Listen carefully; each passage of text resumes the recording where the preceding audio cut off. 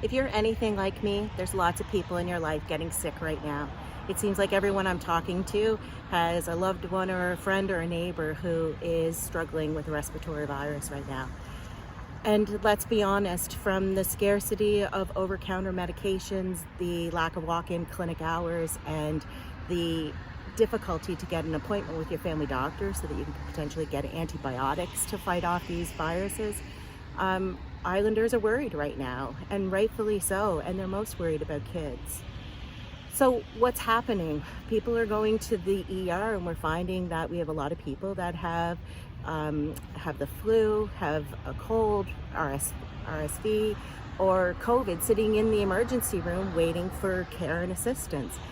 But to cope with this, we're hearing from the government who's saying, well, that's not where you should be going because the emergency room is an emergency, so don't go there if you're not dealing with an emergency. But let's be honest, if you're anything like me, if your child is gasping for air, or if they're running an extremely high fever, you're going to take them to the ER because you're scared and there's no other place for you to go.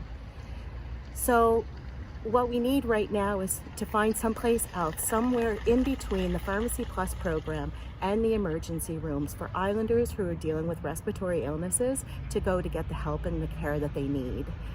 So I'm asking Premier King to open cough and cold clinics in this province. He was able to do it before and he can do it again because Islanders need this. The frontline healthcare workers need this so that we can get people out of our ERs and into a more appropriate place for them to get help. So for the benefit of Islanders, for the benefit of frontline healthcare workers, so that everybody can enjoy this holiday season, please, Premier King, give them a place to go and open cough and cold clinics in this province.